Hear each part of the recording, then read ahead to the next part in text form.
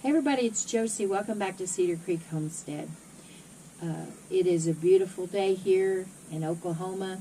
It's 81, 82 degrees. It's very much more comfortable than what it's been all summer. We have, for the last week, had colder temperatures, temperatures in the 60s. And boy, that was nice. We had a fish fry on Saturday at our church.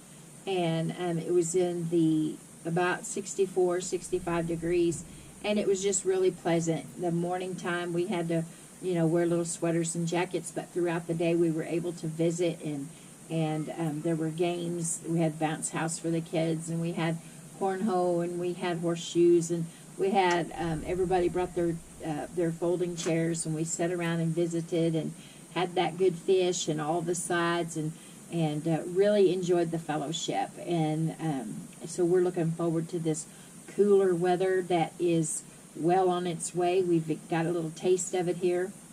We are busy here at Cedar Creek. We're taking our strawberries in and out, watering them, making sure that where we have them stored until we can get them planted, they're not sitting in water or anything like that that would destroy them, cause them to rot. And we have 1,000 strawberry plants. I've shared that with you before, but I have had some questions. These are strawberry plugs. They're not bare roots. And I plan on a video. I'll have a video up this week on the strawberries, maybe tomorrow, but possibly Thursday, explaining the strawberries to you, kind of showing you what we got, plugs versus bare root. We've done bare root in times past. We did get 1,000 of them, and we got them from a company called Ison's, ISON''S, and they have lots of things that they provide. They're mainly mail order, and our strawberries came to us in beautiful shape. We've got a big order for elderberries coming from them as well. They are now taking orders for fruit trees, and they'll be sent in the appropriate time for your location. They have berry plants, and they have muscadines and scumpernog. Scumpernog is what they're well known for. We're doing some studying on the muscadines as well, if that's a good mix for Oklahoma, for where we're at. Southeastern Oklahoma is a pretty good location for that. We're a little bit north of them. We've been studying on the OSU website just to get a clear picture of whether or not muscadine is a good fit for us. But anyway, this particular company, Ison's, is where we got the strawberries at, and I'll go into more detail with that when we do the strawberry video. I'll share with you how they were packaged. They did a really good and thorough job, and so I'll show you all of that, so you can make a decision about where you want to order if you're looking for some. I know strawberries, they were almost out, but they may have other things that you're interested in, or you may want to get some on order for next year. We have garlic, and we have some elderberry trees coming. We have some different things, and so we're fixing to really get into a busy fall. But with the temperatures dropping, it'll be more pleasant. It's not going to not be hard work, but it's going to be more pleasant with the heat index and the humidity and all of that dropping. And so we're looking forward to the fall and getting things going, hopefully to have for sale for next year. Today, I wanted to talk about fear and faith. And we've kind of been talking the last 3 or 4 Tuesdays and sometimes Wednesdays on some of these particular issues. And I thought, with all of the events that has unfolded since Saturday, with those attacks and the loss of life and the war that's been declared, all the things that are going on, I thought that, sometimes fear comes about. And I know that they were calling this their 9/11. So I thought about that, and I thought about what it was like when we experienced that here in the United States. And most of you that were old enough remember where you were at when you heard the news, just like when the Challenger the spaceship, the rocket Challenger blew up. You probably remember where you was at. I was in the 10th grade, standing in the hallway outside of Miss Jeffrey's classroom in Rogers High School. But I was thinking about what took place September 11th for us and how I felt. And I'm a Christian. I believe in Jesus, and I know He has all things under control. But I remember this fear that swept over me. I remember the chaos and everything that was going on. And I worked for Walmart. I worked for the home office in one of the annex buildings. And I remember I was on the phone with Howie. He was at home. He was getting ready to go to work, and he had on our favorite news channel. And he called me, and he said, "Stace," he said, "I was just watching this story," and he said the reporters were talking, and this airplane has hit at one of those big towers. And at the time, they just thought it was just a airplane that had hit, a small airplane. And while he was on the phone with me, the second tower got hit, and we began to realize that something very bad was happening. And from then, we ended our phone call. At that moment, there was more throughout the day there at work, back and forth with him, discussing the things that we should do. And, things began to break loose. They had, the president, where was the president? And, all the plane activity and all those things. And I worked, like I said, in the home office, but I worked in the mail room. I was a team lead there. And it became an issue for us. Was it going to be safe receiving mail and things? Because it just opened up a big can of worms, really. Was all the big companies safe? And weren't really sure what was going on, who had attacked us, whatever. And, that we had all these big packages coming in, and we wanted to make sure that as those things were open, that people were safe in doing that. And I can remember everybody crowding into the cafeteria to watch they had a big screen TV, and people were crowding in there to watch the news as it unfolded. And I've probably told you the story before that I had gotten gas the night before, so my car was full. But my friend Margaret, she decided that when this happened, that one of the first things that she needed to do was go get gas and make sure that her vehicle was full. She wasn't the only one. There was a bunch of people that clocked out and went and got gas. And when she came back, she told me, she said, "You won't believe the people that are lined up and fighting each other over getting gas and, just demanding that each other get it out of the way. And there was price gouging, and there was all kinds of things going on." And I guess it was because of the fear that people had that we had been attacked on our shores, and it was the unknown that people didn't really know what to do with it. And I remember the days and the weeks that passed after that, when we had all of the different stories of heroism coming out, and we had the stories of people that had lost their family members, and all the patriotic things, all the things that begin to take place, and people get stirred up and joining the military and doing different things because of this. I can remember going to church with people, and even though we had assurance that the Lord was in control of everything, there was still that insecure part of us, that part of us that was like, "Well, I've never experienced this before. I just don't know. I'm scared. I'm fearful."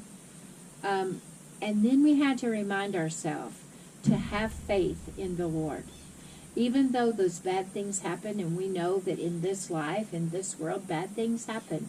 We lose loved ones, people get sick, people lose jobs, houses burn down or are destroyed by natural disasters.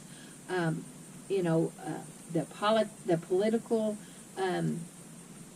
arena, all the different things that are going on. We know that bad things happen, but we know that if we trust in Him, that we can rest in Him and rely on Him, rely on the Lord to take care of us. And that doesn't mean that bad things don't happen. And people don't understand that sometimes. They're like, how can you trust in a loving God that allows these things to happen? Well, it's because we live in this world and we make choices for ourselves. And sometimes those choices bring about consequences that we didn't see coming. Now we know that this that happened on Saturday was a sneak attack, and so many people have lost their lives, and so many innocents have been taken prisoner, have been taken hostage. Not just military men, not just the strong, but they've taken the weak. They've taken the elderly and the disabled. They've taken women, and they've taken children and infants. And some of the atrocities coming out of there will break your heart to hear the things that have been done to these people, civilian people. And we don't understand all of it. Sometimes we shake our heads in fear because we don't know what to do with it. We don't know how to unpack it. It rises up in us to want to wring our hands. What do we do now? We know that we're in a global society, that things overlap. We provide goods and services for other countries. They provide goods and services for us. And sometimes when things happen in the world, those things become affected. You might see, we're not really sure everything that's going to happen in the short term or the long term. We don't know if we're looking at gas prices skyrocketing. We don't know if there can be supply from these other countries that normally we get some of our goods and services from, that now in this particular time with these things going on, that those things might not be delivered. They might not come through. And we have ourselves here in this country, and people in other countries too, because of the relying on others, we have maybe not have a resource here for those things. Even though we're affected and we worry about what are we going to do now, we need to take a calming breath and do what we know to do, which is what? We know that we need to do our best to prepare for the needs that we have. You know, this is fall. Winter will be here before too long, but we need to prepare now in case the gas and oil prices are high. With driving our vehicles and going into the winter season of heating our homes, we need to think about alternative sources. We need to think about other ways of doing things. Take some of that fear out of that by what can we do? If we can't keep our house cranked up as warm as we would like it at all times, well, what can we do? We can have warm clothes. We can have good heavy socks. We can have blankets. We can have those kind of things that take some of the fear out of what possibly could happen in the next little bit if supply chains and things are interrupted because of all of the things that are going on. We think about our food sources, and there's things that we're affected. We can't get this, or we can't get that, or we can't get different supplies that we're used to. Well, the best thing that we could probably do is make sure that we're still preparing, make sure that we're still stocking stuff back, canned goods and supplies that are going to last a little bit longer than those perishable items that are just, maybe a few days, maybe a couple of weeks. Prepare with those things that's going to last you a little bit longer time that you can do more things with. Think about some of those things that we don't normally like to think about having to eat. Maybe you need to have some Spam on your shelf, or you need to have some things that you can pull these 2 or 3 things together and make a meal for your family. Going into the winter season, soups and stews and casseroles and those things are going to be something that we will be able to make that cost a little bit less and stretch a little bit further for our families. We know that we need to make sure that we have our water supply and our first aid and all of those items. You know, people are beginning to think, what if that could happen here in this country? Now we know that 9/11 happened for us, and it happened in those big areas for maximum impact. The one that happened this weekend did not do that. It went out into these areas, these communal areas, and attacked. It went to that music festival, and then it went to people's houses, house to house to house to house. Civilian people. And I say, what if that happened here? Now, we can't live in fear thinking, oh, what are we going to do? We live prepared. Number one, we live spiritually prepared, knowing that we know Jesus and He knows us, and if worse comes to worse, we're going to be all right. Secondly, we prepare for our families. We look well to the ways of our households. We do all of the things that we know to do to make sure that our family's taken care of. If we weren't able to go to the store, if we weren't able to get out and do things, that we have the things necessary to help ourselves, to be able to prepare. Now, we've, for years and years, we've been learning, beans and rice and all of those kinds of things. And one of the things that I have done is canned a lot of beans, pinto beans, white beans, those kind of beans, green beans too, but I'm talking about shell beans here, because those items take a long time to cook on the stove, and you have to keep watching them. You have to keep putting water. Not that there's anything wrong with that, but in an emergency situation, you don't want to have to take the time to have to cook those things. You want to be able to get a meal prepared and get it on the table for your family. And so we need to always be thinking, what can we do? What can we do to ensure that, should something like that happen here, besides the security issues, what is something else that we can do? If the water supply was shut off, if the gas supply was shut off, if these things were shut off because of some kind of terrorist attack, something has happened, we need to make sure that we lead with faith, that we know who we are and who God is, and not lead with fear. When we lead with fear, we lead with emotions, we'll make mistakes. Sometimes we have to just the facts, put the facts together and make the decision. Back in the Old Testament, we learn about David.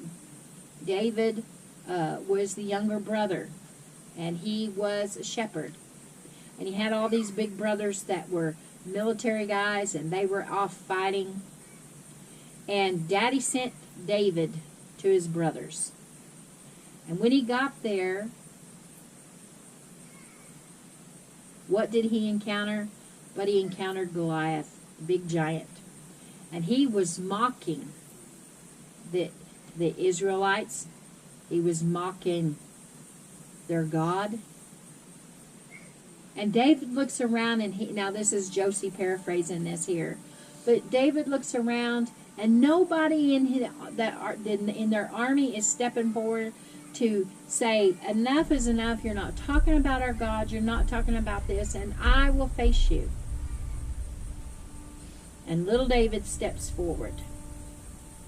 And we know, if you go back and you read the story in the Old Testament, you will see that the king put his armor, or his armor bearers put the armor on little David, and it was too heavy and too bulky, and he took all of that off, and he defeated the giant with those little stones and that slingshot. Now, David was no fighter at that time. David was a shepherd and a musician.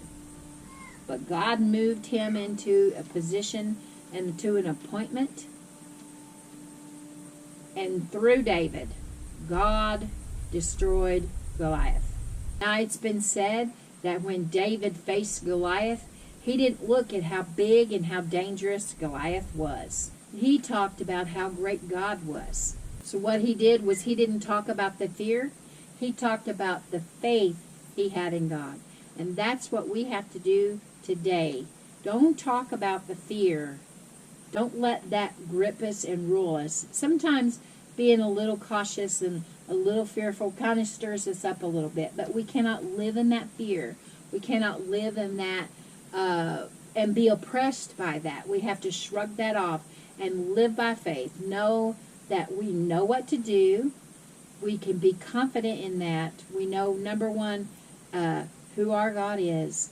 And number two, we can move forward, make preparations for, number one, our soul. Number two, in this life, we can make preparation. It doesn't hurt. It doesn't hurt to be prepared. You know, we don't know. The Christian faith believes in the rapture, and we're not sure. We don't know. The Bible says that no man knows the time when the rapture is going to take place. And it's because we don't know the time. We know that there are signs and there are things that are going to take place. There's prophecies that are fulfilled. And until that time, we're here. And we must live our lives in faith, not in fear, and be prepared should those hard times come to us.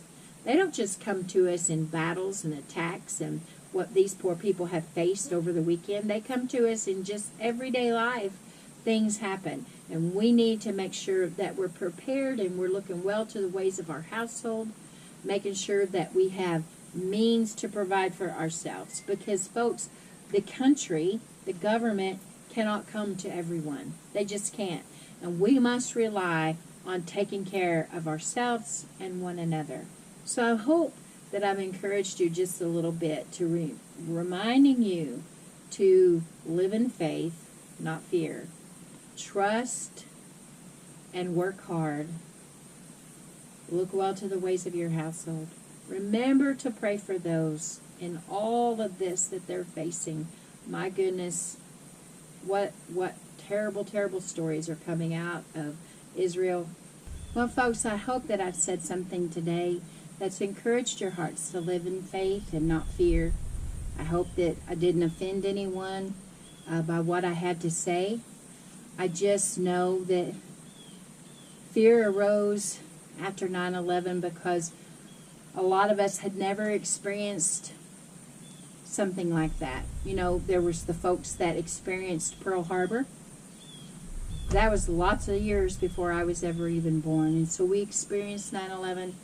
And then I heard someone this weekend make a comment about this was Israel's 9/11. So I went back to what it was like in those days where you questioned and you wondered how those things could happen. And fear would arise. And then by faith, it would be tramped down. And I wanted to revisit that today to remind you that if you have fear in your heart because of what's going on, it's a concern because, like I said, things overlap. Countries overlap. The things that we provide and they provide overlap. Those kind of things are kind of up in the air. But don't be in fear of it. Live in faith. Trust in the Lord. And then do your part. Keep looking well. So, guys, until next time, this is Josie. I love you. I really do. Keep looking well to the ways of your household. Pray for Israel. Pray for all those people that are affected over there. And keep the faith. And until next time, guys, we're gone.